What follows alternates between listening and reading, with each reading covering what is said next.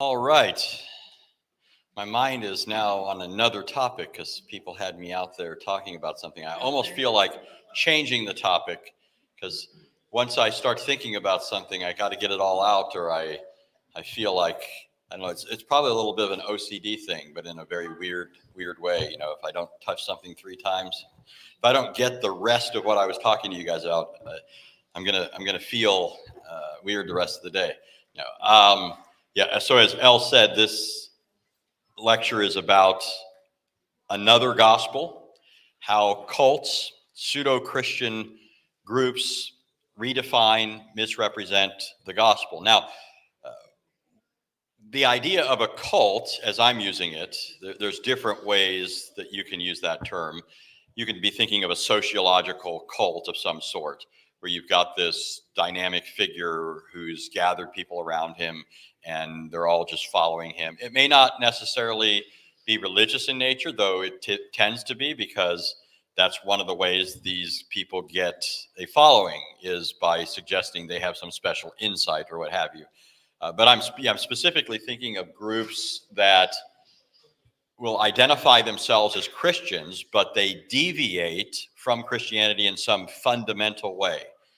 Okay, so notice it's a fundamental way. As Christians, we don't see everything exactly the same. We have all sorts of tangential differences among us, but we don't say for that reason the next person's not a Christian.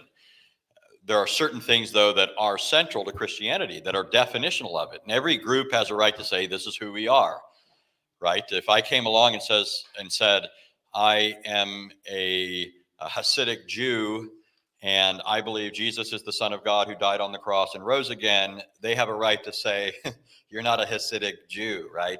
That's just, there's a standard. And I'm not measuring up to that. And there's nothing wrong with somebody saying, no, you're not us. Well, that's what we're doing when we do this sort of thing as Christians. We're saying Christianity means something. And you can be your own group. You can have your own religion. We're all responsible before God. It doesn't mean you can just have your own in the sense that there's no repercussions. But I don't have the authority to do anything more than say, I think you're wrong about this, and you can say the same to me, right? But when it comes to what's Christianity, there's a historical meaning to that term. Christians have believed something throughout history that has continued up to the present day. Well, among the groups, Elle mentioned specifically Jehovah's Witnesses, Mormons, and others.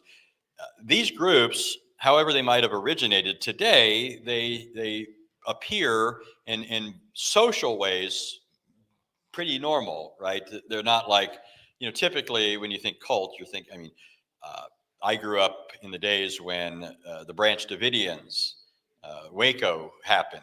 And that's what a lot of people think about as a cult, a bunch of people hiding and holding up together and amassing a bunch of guns and appearing like a potential military threat. I'm not saying they were. I don't know all the details of that. I just remember that was kind of the thing in my mind. You don't normally think of them as the normal group. If you run into one of those guys, you might be a little leery about how much interaction you have with that person. But you can live around a Jehovah's Witness or a Mormon, and they just seem to be another part of this. So they're not cultist in that sense. Though there are some things that are more like those sociological cults that I'm talking about, but they're not as radical in some of those things. But so I'm really focusing here when I call these groups cults on the theological or doctrinal aspects of their religion, and to some extent, what they think are ethical behaviors that we should be following. But it's primarily the theological stuff. So when a group denies something as fundamental to Christianity as the doctrine of the Trinity, or the absolute deity of Christ, or the incarnation, that Jesus became flesh and dwelt among us, or his life, death, burial, and resurrection from the dead, or the fact that his death was an atoning sacrifice for sin, these sorts of things, or that there's going to be a future resurrection and a final judgment. This is basic Christianity. God is our Father through Christ by the Spirit. He has redeemed us by Christ. He's given us the status of Christ. We are accepted in the beloved. We're beloved in the beloved, righteous in the righteous one. These sorts of things. And then we have his Spirit dwelling in us. This is basic fundamental Christianity. And it's denied by a lot of these groups. Now, a lot of people are, let's just face it, very naive. And we can all probably be naive in some areas. And basically what happens is we're expecting people to just be honest with us in certain contexts, and we fall for what they're saying. But hopefully we're not naive in the ways that I'm talking about here. If somebody goes to a mechanic, they might just be trusting the guy to be telling it to him straight, because he's the mechanic after all. And if you knew what he was doing better than he did, then you wouldn't be taking it to him, right? So that's where some people get into trouble, right? Well, a lot of people think very naively when it comes to cults. They think that the cultist would come to their door and say, "Hello, we're with the cult down the street. Right? We want you to sell everything you have, give it to us, and we're going to control your lives from now on." But they're not going to do that. I had a lady, I was in Utah one time, and she was coming out of a Deseret bookstore. So that's a Mormon book chain. And I was talking to her. I was there. That's why I was there, to talk to people on the streets about Jesus. And they follow Joseph Smith. He's the one who started the Mormon religion, claiming it's a Christian religion. And she had a bag. I didn't know what was in the bag. She just purchased it at the store. And I was talking to her, and I said, I think that there's some reason to doubt whether or not Joseph Smith was a prophet. And I said, maybe you can give me reasons otherwise. And so I gave her some reasons, and she's saying, "Oh, no, dear. She's like, he couldn't have been a false prophet." And she was just so matter of fact and confident. I thought, she's about to lay a good one on me, and let's see how well I can handle this. And she opened her bag and she pulled out a picture of Joseph Smith that she just bought.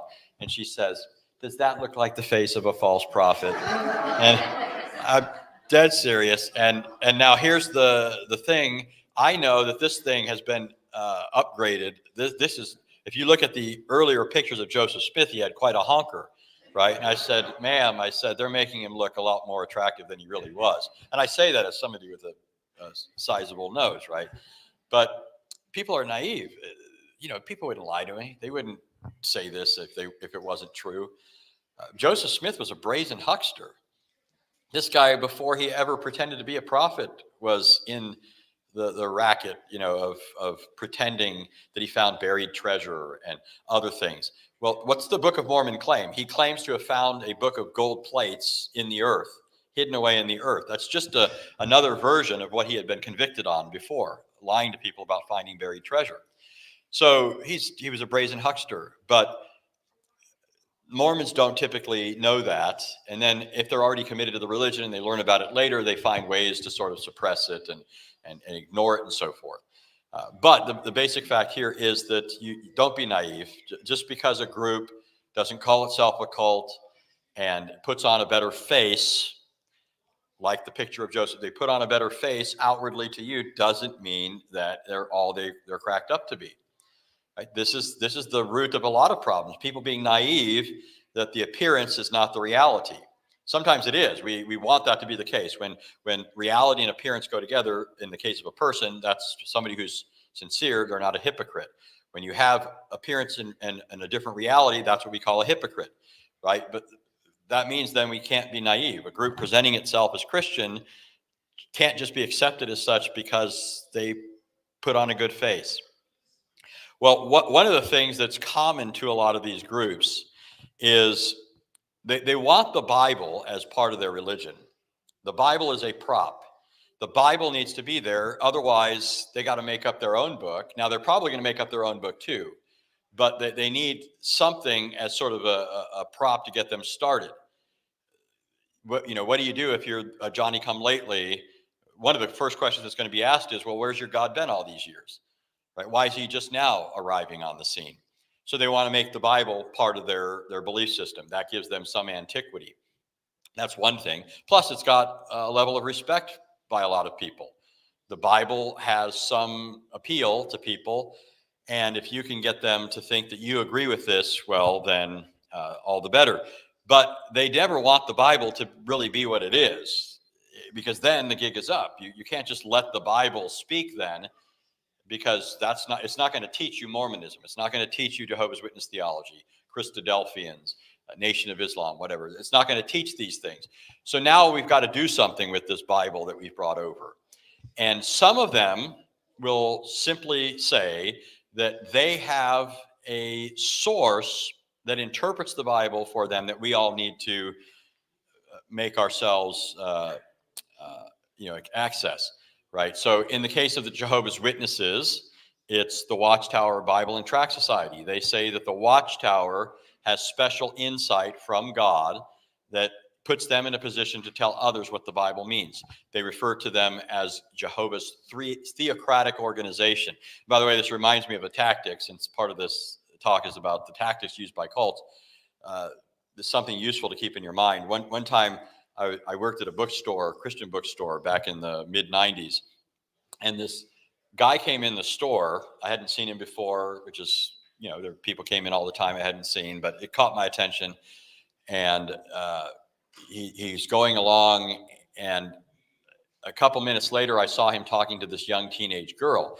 And for some reason in my mind, I'm just picturing the serpent in the garden talking to Eve.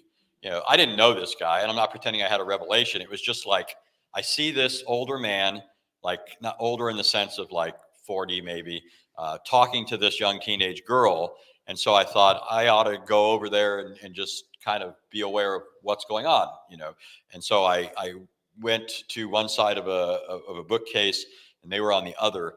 And I heard him saying, the word Trinity is not in the Bible. You've all heard this, right? The word Trinity is not in the Bible. When he said this, I knew, okay, Jehovah's Witness, probably Mormon, maybe. But I go over and I interject myself into the conversation. Turns out he's a Jehovah's Witness.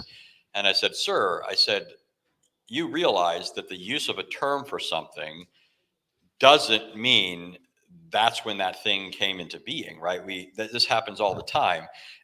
God created the animals and brought them to Adam. When Adam named the animals, he wasn't bringing them into existence. He was naming something that already was, right?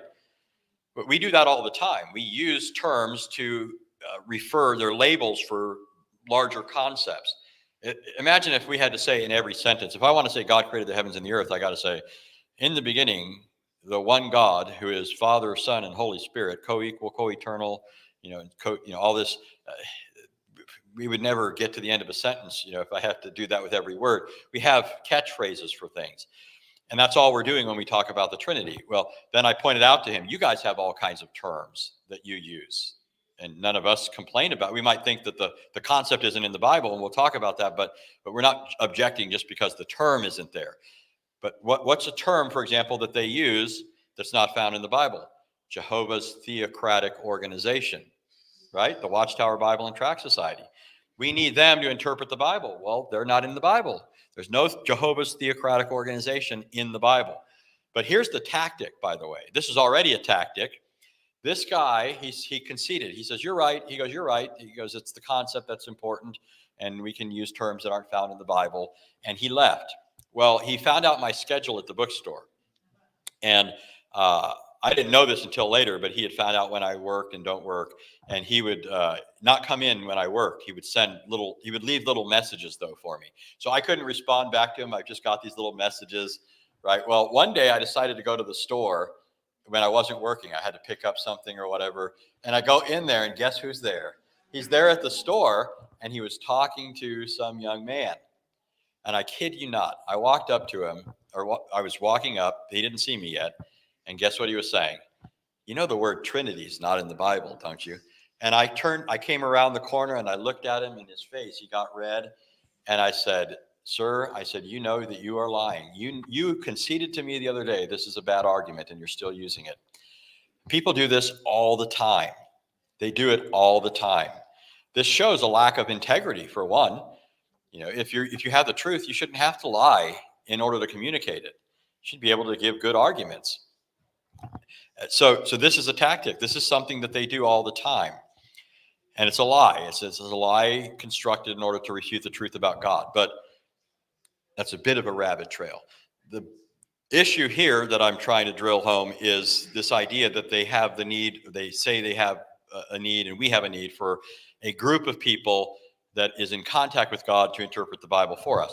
Are they the only ones that do that? Nope. The Mormons do it. The Mormons have what they consider to be a prophet at the head of their church. And then there are other authorities underneath him. It's a pyramid type structure. Every non-Christian cult is like this, every single one. I can't think of an exception.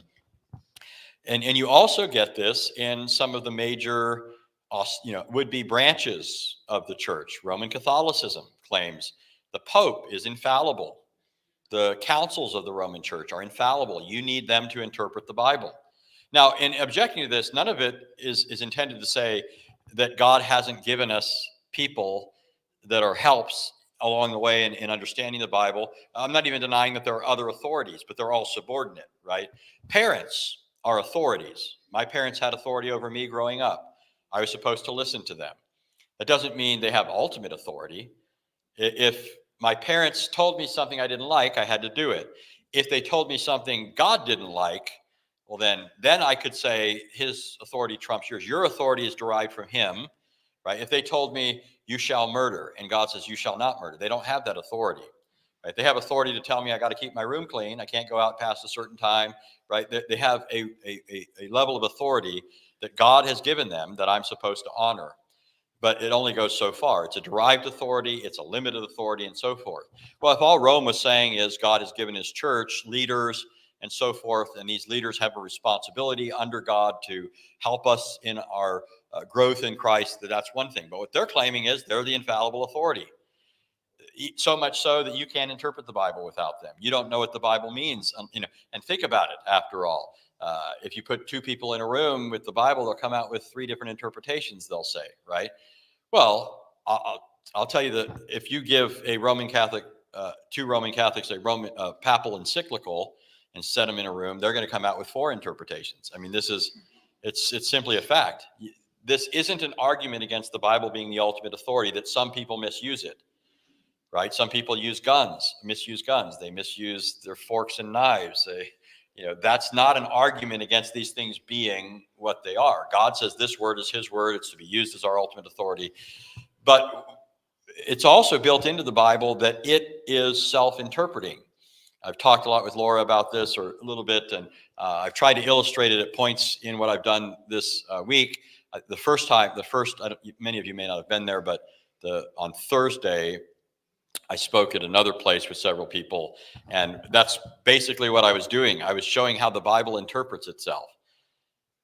It has this built-in interpretive scheme all throughout it, so that if there's something unclear in one spot, it's disambiguated in another.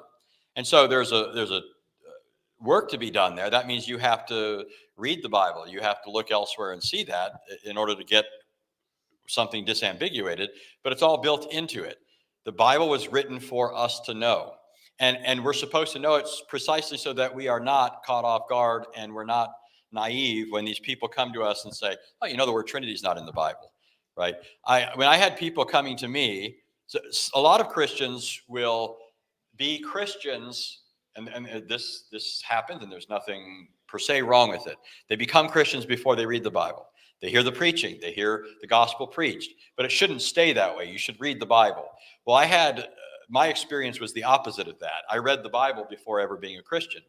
I had been incarcerated, and I was 18, got in trouble, was incarcerated, had a lot of time on my hands, was put in a cell with a devil worshiper, and he kept saying stuff about the Bible, and I said, oh, you're making that up. It just sounds crazy.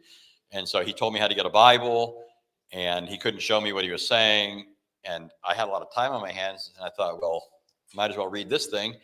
And so I started reading it. It convicted me. I knew I was in trouble, and then I heard the preaching and was saved. But this being the case, I read the Bible twice. I skipped over a bunch. I read it twice in 3 months. So the first time in 2 months, the next time in 1 month. Because for the 2 months I was in a jail, and they allow you out for around 8 hours inside the common area. But at the prison, they first quarantine you for a month before releasing you into the general prison population. And in quarantine, you're in a cell for 23 hours a day, and you only get out once. So I had a lot of time and just read. So I read the Bible, become a Christian, and I keep reading the Bible. And then I get people coming to me, and they're saying the Trinity's invented at Nicaea. And I'm thinking, the God I read about in the Bible, I don't even know what Nicaea is. I already believe in this God I already believe in this God you're telling me wasn't invented until Nicaea, and I don't even know what this thing is, right? And then I have people saying, well, if people just read the Bible, and didn't listen to church councils and other stuff, they would never come up with this idea. And I'm thinking, well, you're talking about me. I don't know what you mean by the Council of Nicaea. I've never heard of that thing in my life, right? And I'm not putting down the Council of Nicaea. It was a great event. There were great figures associated with that council, but and I would never turn anybody away from reading people like Athanasius or Alexander and others. Incredible stuff to be learned there. But they were going to the same Bible I had and went to. So knowing your Bible puts you in a position to spot these lies. So one of the first things people want to do is tell you need some other authority. That other authority is going to interpret the Bible for you in a way that you need and won't otherwise get on your own. So I've talked a little bit about this idea of another authority trying to usurp the Bible, giving you some ideas of some of the tactics. Let me give another example of a tactic that Jehovah's Witnesses use. One of the things that Jehovah's Witnesses do, they have a book called Reasoning from the Scriptures. This is a tool that they use to equip their people. One of the things that you find out with Jehovah's Witnesses, a lot of people, I hear them say they know the Bible so well, and the fact is they come to be able to give off this appearance very quickly. It is certainly true. But here's why. Here's what's happening. And I've seen this in other groups. I see this in the Hebrew Israelites. If you've seen the Hebrew Israelites on the corners, and Vocab's the man to really talk to you about them. But one of the things you'll see is these guys are out there and they have somebody who's the reader. And the person who's the main designated speaker on that occasion, he'll call out a verse and this guy has to read it. Or he'll say, get me this verse, because they'll have several people. And they're all supposed to be ready to read the verse when he tells them to. And I've seen them do this, and I'm thinking, hey, this guy's, he's calling off some verses. He seems to have some of this down, like he's proficient in the Bible and so forth. Jehovah's Witnesses are able to do that too. You have this impression that they know all these verses. You talk about the deity of Christ, they know right where to go to try and attack it. This leaves the impression that they're very versed in the Bible. But I can tell you they're not. They're not versed in the Bible, the vast majority of them. What's happening is their society is feeding them these verses.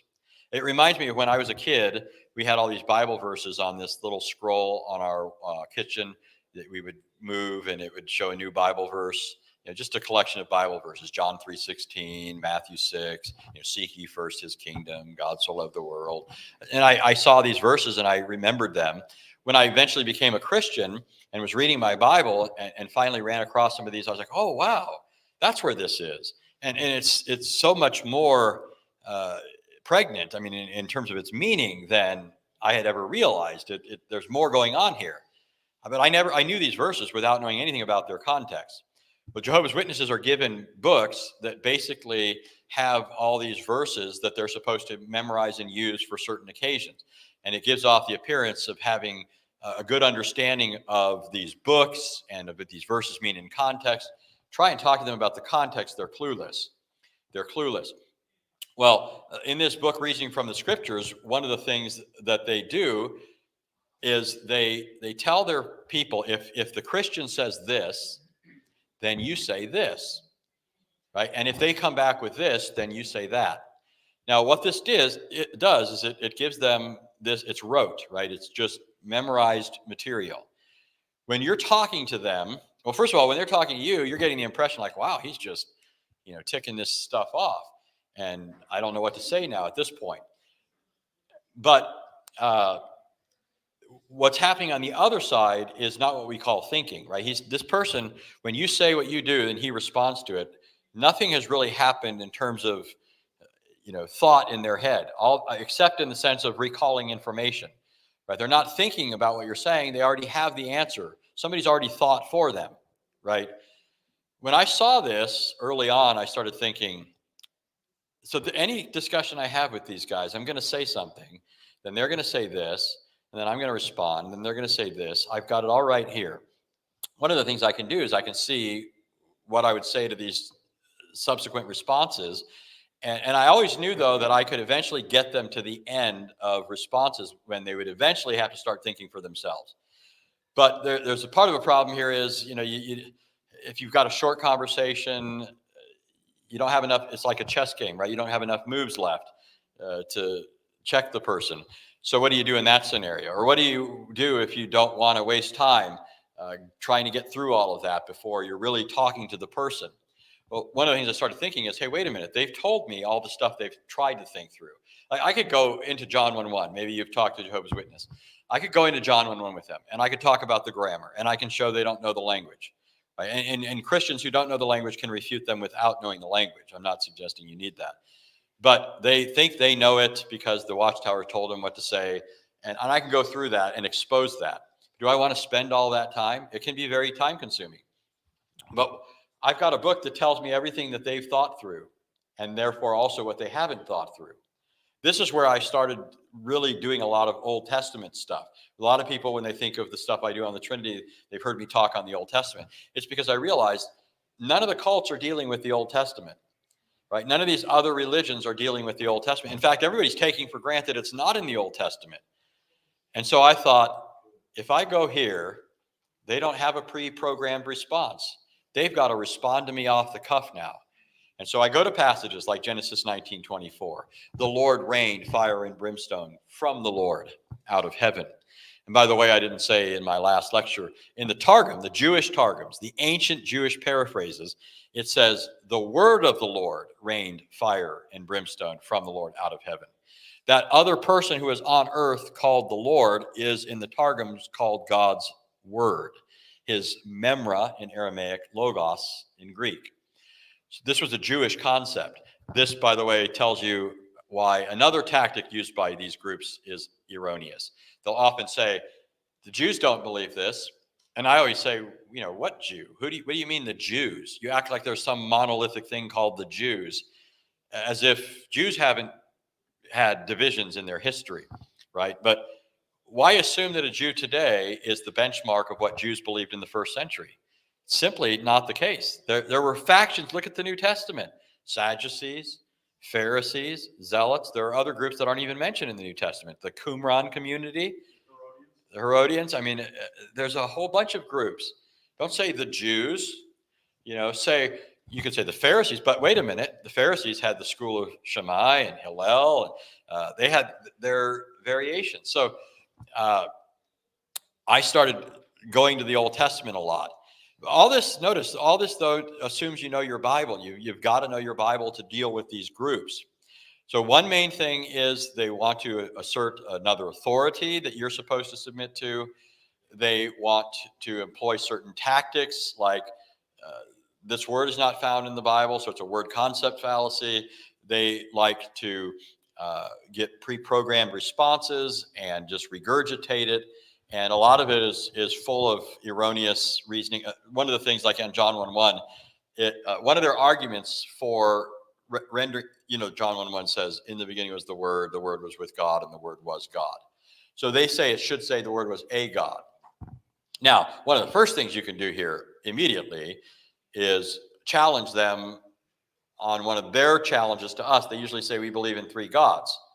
Right? Supposedly the Trinity is belief in three gods. We don't believe in three gods. You don't understand our view.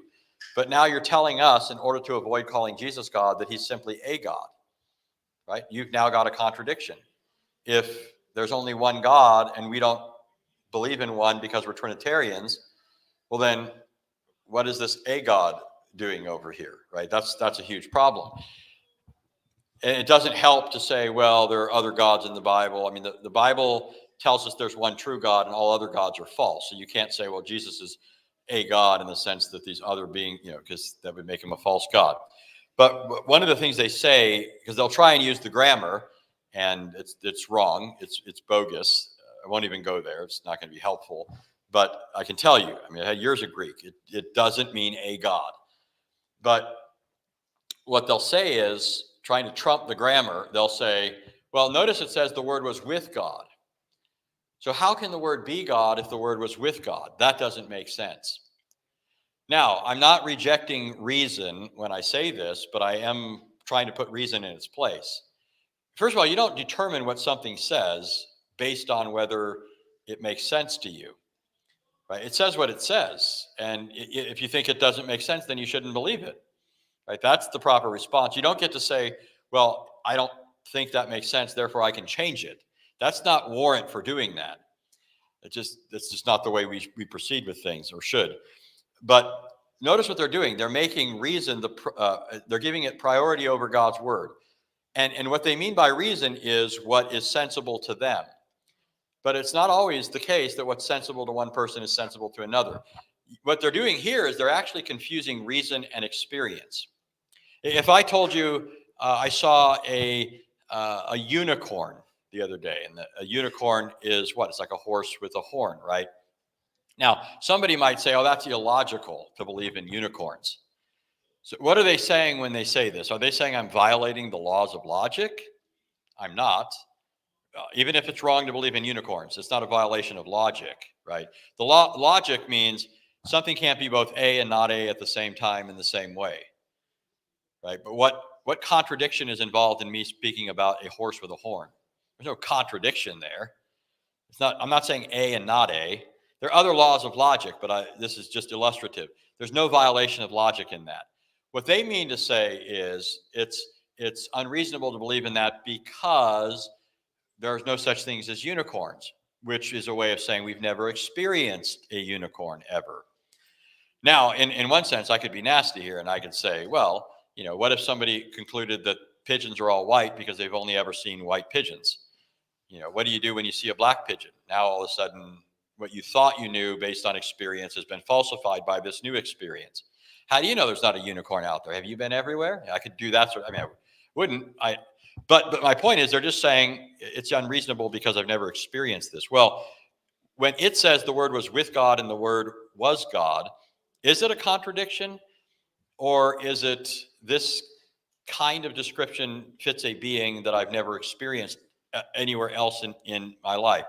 Now, they might want to say it's in the logic category because it sounds like a contradiction is what they're going to say. But are we saying the same thing in those sentences? When we say the word was with God and the word was God, are we meaning exactly the same thing? And the answer is no. When it says the word was with God, the grammar, if you follow the context, it means he was with the Father. When it says the word was God, it means that he is what the Father is by nature. And again, I can't get into the grammar, but that's the point of the grammar. There's actually a grammatical construction involved there whereby we can distinguish when it's referring to God as the Father and it's referring to the Son as divine by nature. Think about Genesis 5. Genesis 5 says that Adam knew his wife, the man knew his wife, Eve, and she conceived and bare a son, right? But in Genesis 5, let me read it to you. In Genesis 5:1, it says, this is the book of the generations of Adam. When God created man, he made him in the likeness of God. Now, what you don't see in the English there is that the term Adam and man are the same word. It says, this is the book of the generations of Adam when God created Adam. But we know it means not just that individual Adam, it means mankind. Because it says, when God created Adam, when God created man, he made him in the likeness of God, male and female. He created them. So now Adam is a them, right? This isn't the right pronouns, right? I mean, that's not what's going on here. Adam is used as the name of a specific man. It's also used to refer to the race that comes from him. Everybody is mankind from Adam.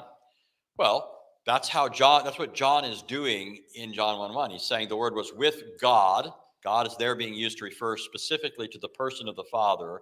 And then when he says the word was God, he's saying the word was by nature what the Father is. Just like there's the particular man Adam, and then there are all his descendants which have the same nature as he does. Now, there's more to the ontology issue there, the nature of God, than that, but that's something of how the grammar is working here. But the Jehovah's Witnesses want to trump what it's teaching theologically by saying, is that reasonable? Is it reasonable to think that he could be God and with God at the same time? And the answer is, well, that's what it says, right? I had a Mormon, actually, one of my favorite stories. This is relevant to some of the other stuff I talked about too. We used to talk about different things, the deity of Christ, the gospel. And one day when I saw him, he was coming up to me. We had been out of each other's presence for a few days or something. So this is like the first time he's seeing me after we had this big discussion. It was a heated one. We were friends, but it was like, it was intense discussion. And so he's still steaming. He's coming up to me. I think I tell you guys far too many stories of people that are coming up to me mad from the previous days. I don't know if you've heard all the stories I've told over the week, but I started thinking about it. Maybe I'm having that effect on people. Well, so he's coming up. He's still a little upset, and he just immediately says, "Jesus is not God." That was his introduction, and I said, "Hello." But then I said, so now before I finish this story, my prior experience with this guy was just like everything ended with him saying, "That's just your interpretation." You had that? Somebody, you say something, you're talking about something, here's what it says in the Bible, and they say, "That's just your interpretation." Right? How many of us do that in normal life, right? Mom and dad said, "Take out the trash," and then the other sibling, "That's just your interpretation." Right? Nobody does that, right? It's like everybody understands what words mean until it's God saying it. Now all of a sudden it's this, what in the world is this all about? Language, I mean, there can be ambiguities in language, but it's just not that hard all the time, right? Most things are just what they say. Well, this guy would always say, "That's just your interpretation." And I think, well, yeah, it's mine, and I think mine is right. What's your response to that?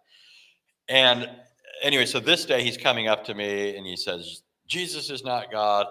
And so I quoted to him John 1:1, "In the beginning was the Word was with God, and the Word was God." And guess what he replied? He said, "Jesus is not God. That's just your interpretation." And then I said, it dawned on me. I wasn't doing this to be strategic. I said, "I didn't give you my interpretation. I gave you a quotation." I said, "So now when you object and say he is not God, you just told me what your interpretation is. You just told me that you understand that to mean he's God too, because you're saying, no, he's not. But you're saying, no, he's not to this text, not to me.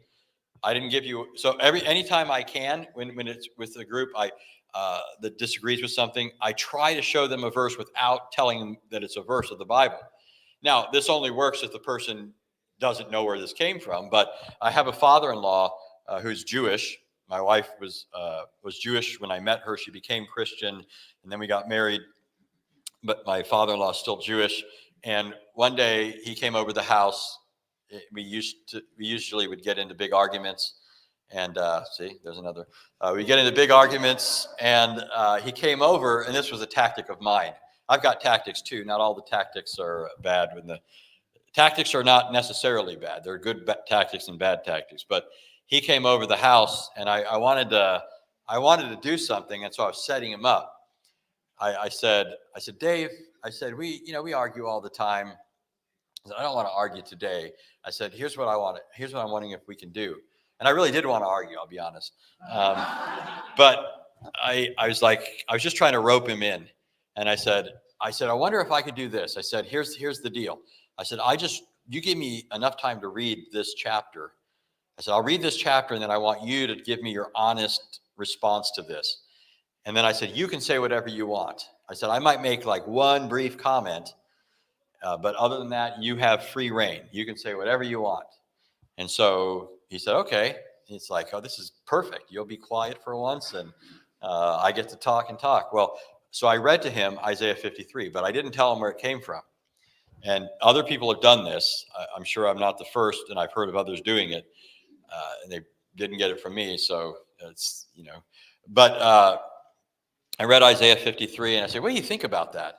And he goes, "Oh yeah." He goes, "Okay." He goes, we don't believe that." I said, "What do you mean we don't believe that? We who? And believe what?" And he says, "We don't believe that." He goes, "What you just read." He goes, "We don't believe it." I said, "Again, Dave," I said, "Who's we?" He says, "Jews." I said, "Jews don't believe this?" He goes, "No." And I said, "They don't." Okay, so what don't they believe explicitly? I mean, tell me, I don't understand. And he says, "All that stuff about Jesus and the cross and all this stuff." And I said, "Jesus?" I said, where did you come up with Jesus? And he goes, it's obvious. He goes, I'm not stupid, right? It's obvious. And I said, really? I mean, he just kept going. I wanted to make sure he committed, right? You got to. And then I said, Dave, this is the prophet Isaiah. It's Isaiah 53. Now, guess what? He can't say, that's just your interpretation, right? That's just your interpretation. Well, so cults have their tactics. We should have ours too. But you get this by interacting with them. I didn't learn these things overnight. Over time, I left a lot of conversations thinking, man, I could have done that better. Oh, I should have done that. But guess what? The next time that happens, it's right there because it sticks now. It all accumulates. So part of this is just getting out there and doing this. People are reticent to talk to people because they're worried that they're not going to have the right answer. I got to tell you one thing. Let me make a little bit of an evangelistic appeal here. I forgot what time Elle told me I'm supposed to be done. How much? Oh, she. So I know a lot of people are reticent sometimes to go out and witness to people. They think, I don't know enough. Oh, 2:30. Okay. So I don't know enough. They're going to catch me short. I'm going to drop the ball, this sort of thing. And there's a lot of things to be said here. One thing is sometimes what I might say to somebody, even if you think I know this, well, and this thing, whatever it is, let's just say topic A. Well, I mentioned vocab. He knows the Hebrew Israelite stuff better than I do, right?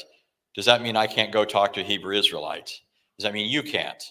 No, doesn't mean that at all. And you'd be surprised at how the Lord may use the person who knows less in a context than the person who knows more. I studied Mormonism for ages before this particular encounter I'm thinking of. We went there with a group of people that were coming to the church, and we were doing this training with them and how to witness to people. And she had just gone through this little training that we did at the church. I've been studying Mormonism for at least a decade or whatever. We get out there, and this girl's just having wondrously good conversations, and people are responding positively to her. There are people saying, she's persuaded them and so forth. And I'm over here, I'm having great arguments.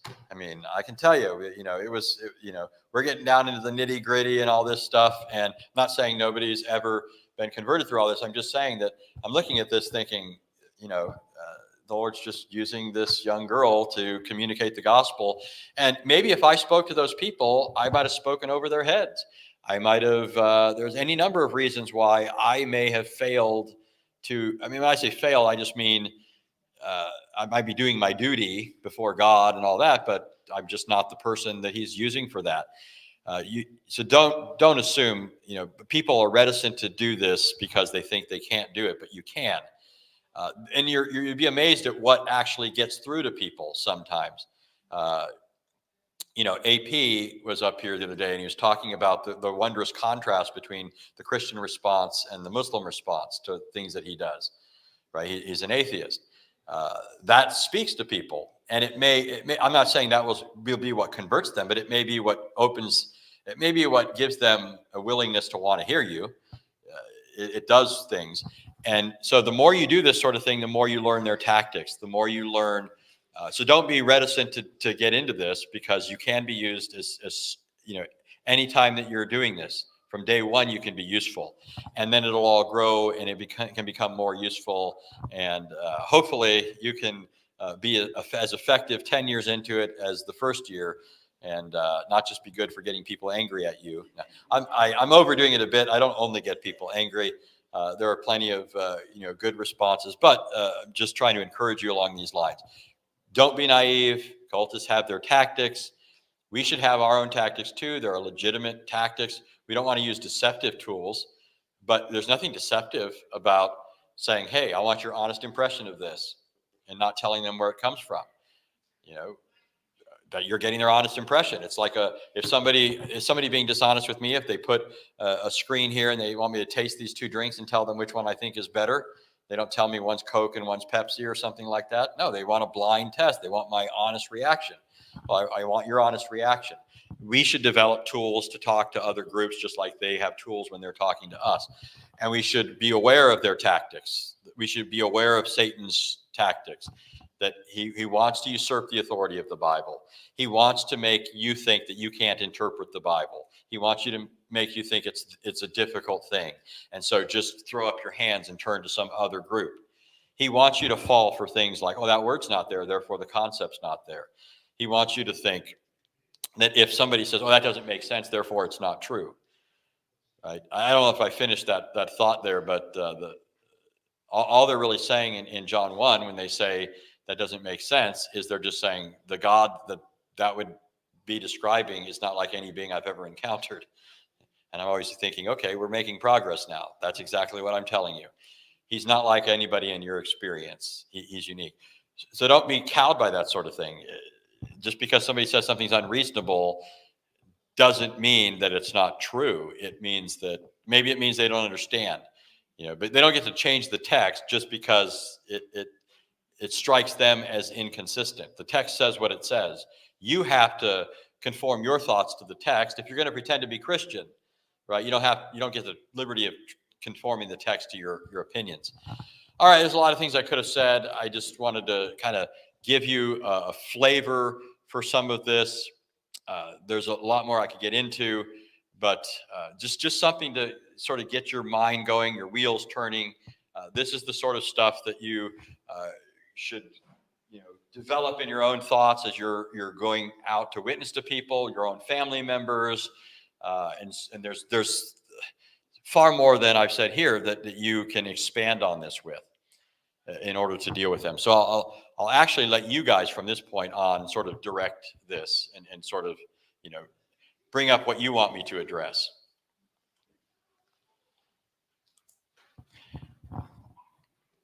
Am I quitting way too soon? No, these guys will have lots of questions. You like taking forever to answer stuff. Yeah, see?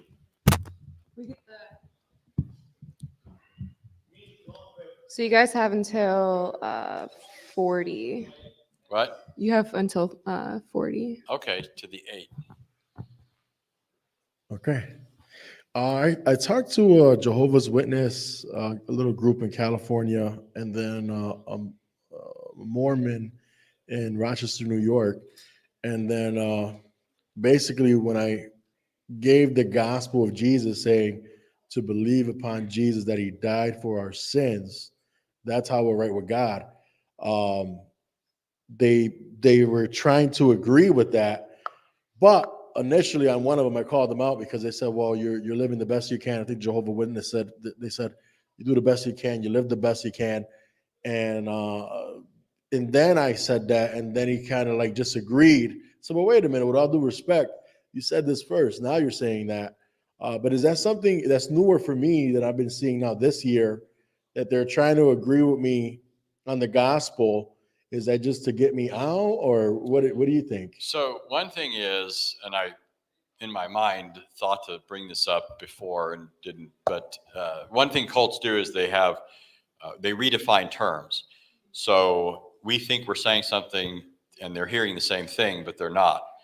Sometimes for Mormons, the word salvation, for example, in their view, there really is no such thing as damnation, somebody going to hell.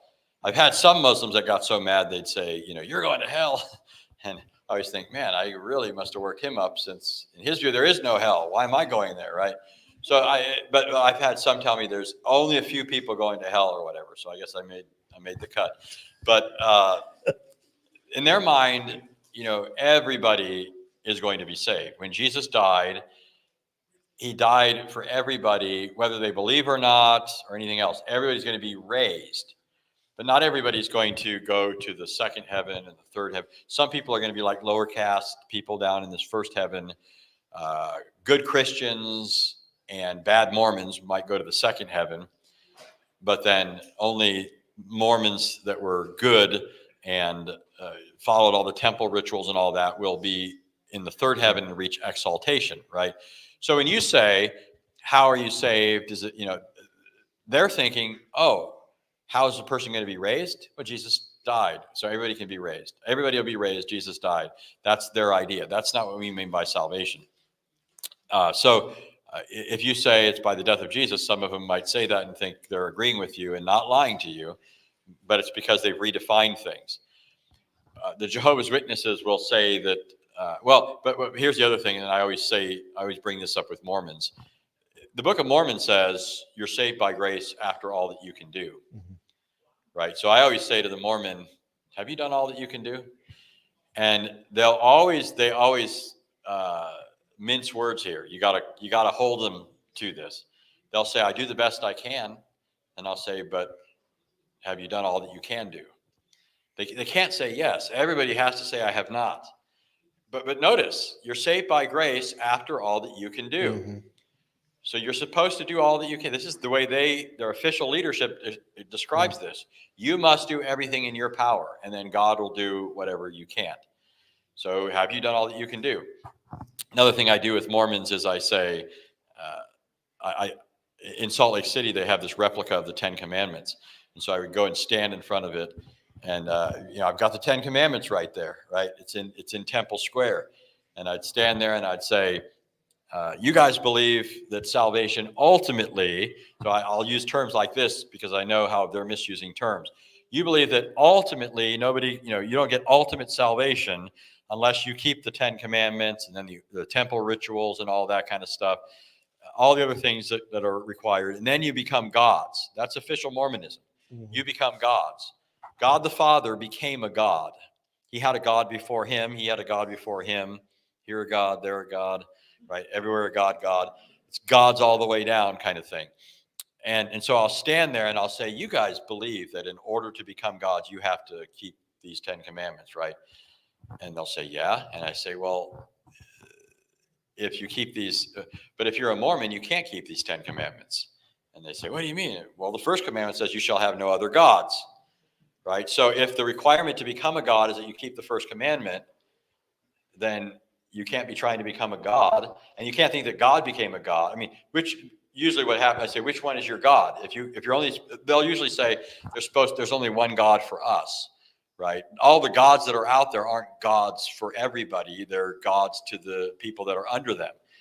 And I say, okay, so which one is your God? Is it the Father or the Son or the Spirit? Because they're all gods. Now, by the way, in order to become a god, you have to become a human being. You have to die, and you have to be resurrected as an immortal being. That's how you become a god. So how's the Holy Spirit a god? Because they say he's a god, but he's the Spirit. He never took a body. So apparently you don't need to do all this to become a god. Anyway, so I stand there and I'll ask them, which one's their God? And they'll say, the Father is our God. And I'll say, so Jesus isn't your God? And then I show them in the Book of Mormon where it says that Jesus is a God. The basic point is just, I'm drilling in on this issue of what salvation means and whether it's possible in their view, but I'm recognizing that they don't use the terms the same. And that's why they can sound like they're affirming what you affirm, but they're not. There aren't three heavens. It's not automatic that people are resurrected to go to heaven. Anybody who doesn't believe in Jesus isn't going to a first heaven, much less any heaven, right? And then the JWs are doing a little bit of a different thing. When they say that Jesus, their official position is that Jesus' death just canceled out what Adam did. It's a one-to-one correspondence. So Adam's sin is dealt with by Jesus, and the rest is up to you, right? So if they're saying something different, they're just not, either they don't know what their position is, or they're lying, or I don't know if there's a third alternative. That's true. Thank you. Yeah. How you doing, Anthony? Hey. My question to you is, I have a lot of conversations with Unitarians, and one of the things that I'm starting to see them talk about, and I know you kind of touched on it a little bit when it comes to language, but I'll just give you the example. So one Unitarian talked to me and said, well, the Greek breakdown of Philippians 2:6 isn't exactly, what it is that you think it is. And he said that, this is a quote unquote Trinitarian killer. And he says that in the actual Greek, it says that Jesus is saying that he's not in the form of that. And if you read it that way. Not in the form of what? In the Greek. But not in the form of what? Oh, he's saying the word form is not. He's saying that Jesus isn't saying that he's in the form. He's saying that he's taking it as, he's telling the audience that the form of God he's not in, as in Jesus. Yeah, I'm not sure what he's trying to get to there.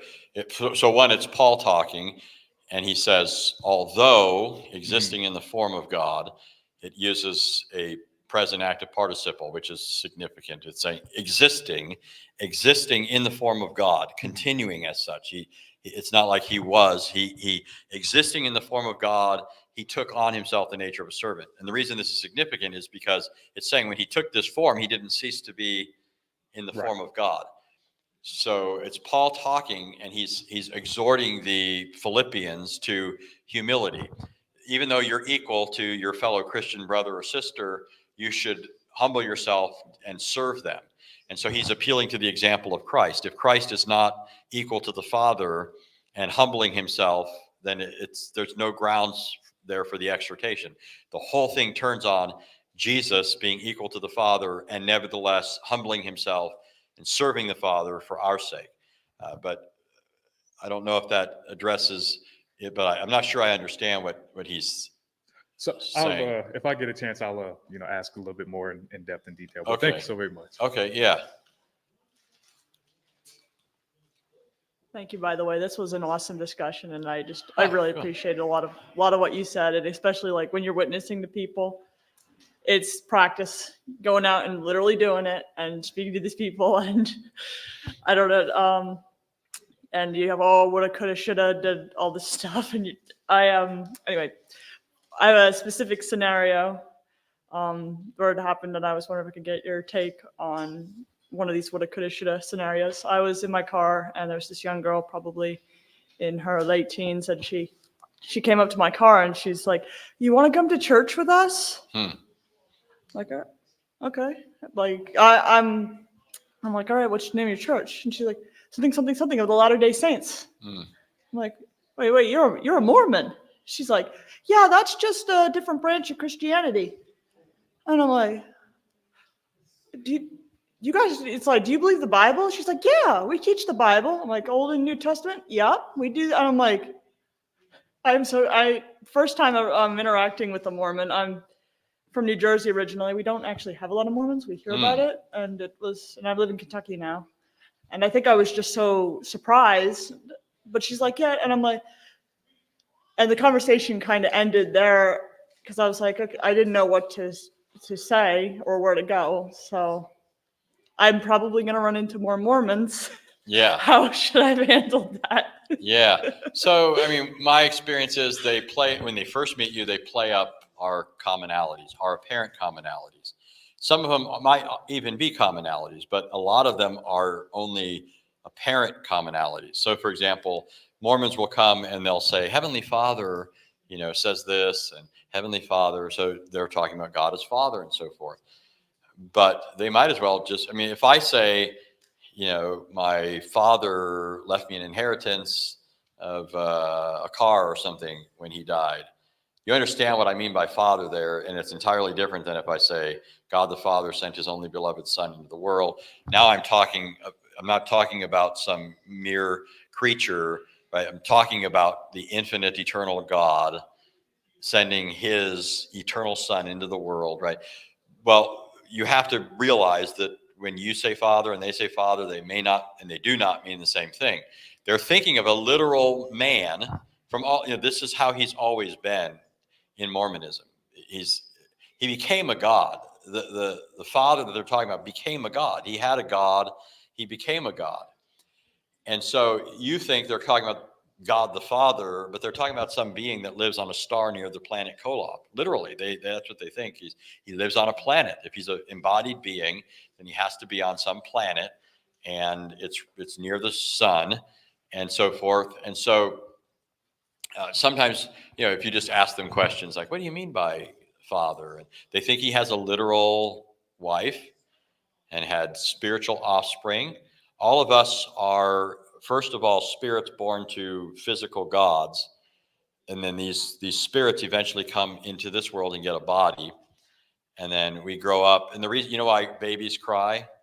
Because you've got this mature spirit that's being squeezed into an itty bitty body. That's what they say. So that's why a baby cries when it first comes out. I had, by the way, this little aside. deal with it. No, I'm kidding. I had this big black friend. And you have to understand in Mormon theology, these spirits that lived in heaven with God, there was this big fight that took place between Satan and the followers of Jesus. Jesus and Satan are spirit brothers in Mormonism. They're offsprings of these physical gods, spiritual offspring. So there was a disagreement on how to save people. Satan had one plan, Jesus had another, and they start fighting. The souls that fought, that were not as valiant as others, they were born into this world with dark skin. That's on Mormonism, right? So I had this big, I mean, this guy was big, one of the biggest people I know. And he even did for a little while the wrestling stuff like the WWF or WWE or whatever. He's just that big. And we went to Utah one time, and there's all these Mormons, little Mormon people gathered around him. He looked like a giant, right? And he's looking down at them and he says, "Do I look like I didn't fight valiantly in heaven?" Now you can't do that, but yeah. So Like, I'm just wondering where do you go from there? yeah, I mean, I think asking questions is great, but Yeah. part of it, you got to know what they believe, because I've found that a lot of these groups are not forthcoming. What they Yeah. want to do is they want to play up the similarities until you're drawn in. Yeah. Then they start feeding you. It's like, what's the saying about cooking a frog? Boiling it slowly. Yeah, it doesn't realize what's happening. Well, that's what they're doing. And so they'll appear very welcoming, and they can be. I've had Mormons pop up and help me move before. You know, they do all sorts of stuff to make themselves very attractive. And people want to be part of a group. And so, I mean, it's not like that's in itself wrong. The church is supposed to be a group and a society and help and all that kind of stuff. But they're using these things to draw you in and hiding from you these other things. So asking them questions, but this will also involve reading some stuff to know when they're not really telling you. And then you might need to press them a little more, be like, well, so what do you mean by this? You know, what do you mean by that? And then when they tell you these things, you can say, well, that's not in the Bible. You know, I mean, God is spirit. What do you mean God has always been a man? You know, and God was alone. It says in the sense that there's no other God. In Isaiah 44:24, it says, I alone stretched out the heavens and formed the earth. What do you mean there are other gods? And he has a God, and that there are other gods with him. These are some of the things that, but one main thing is just read a book on Mormonism. Like Is the Mormon My Brother is a great book written by James White. Is the Mormon My Brother? There are a lot of great books out there.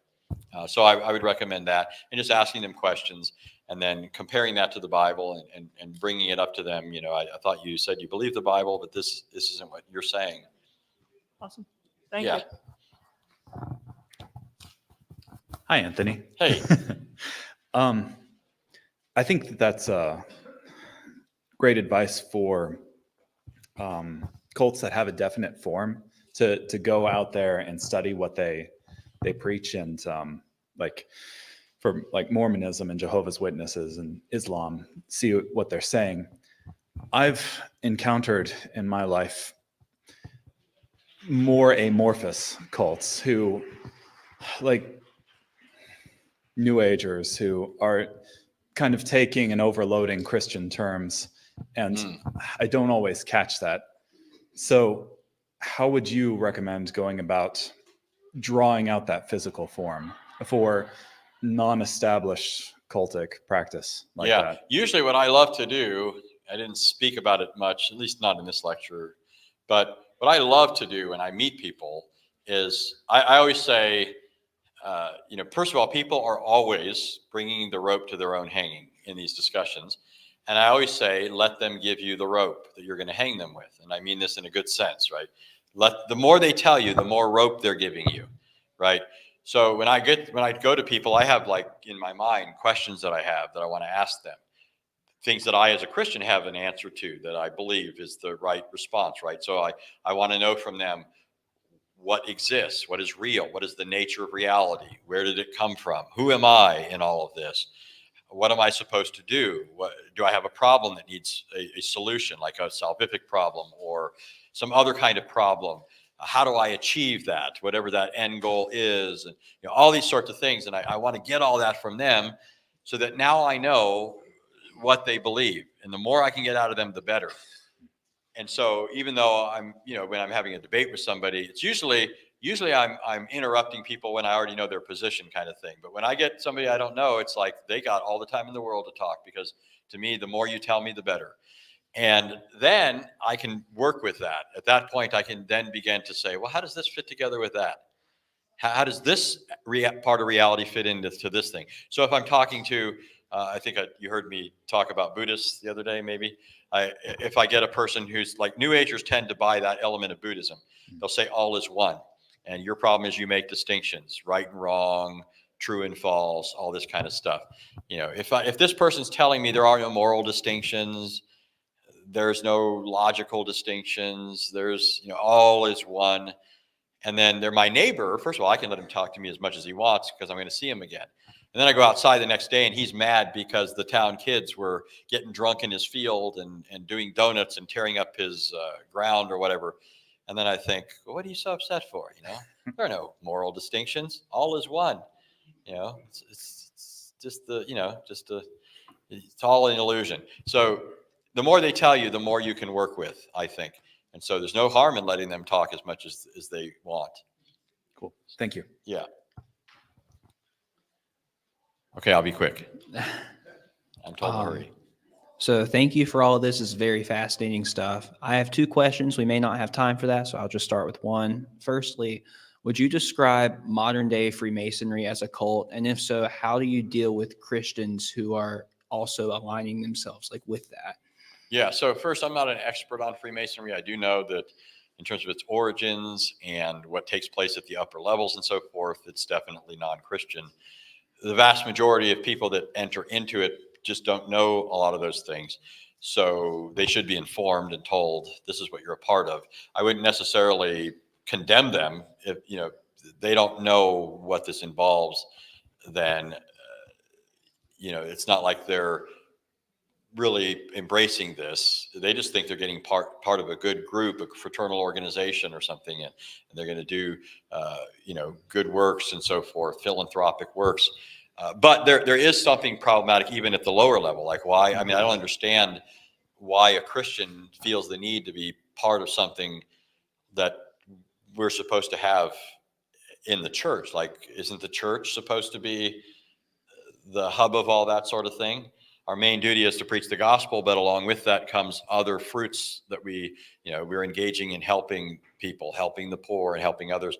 So I think, well, what's the need for this? And then also the idea that there's some secrecy involved. It is a secret organization. That's just, even at that level, it strikes me as something that they should see as, problematic. And I'm being told it's time. So we can talk more.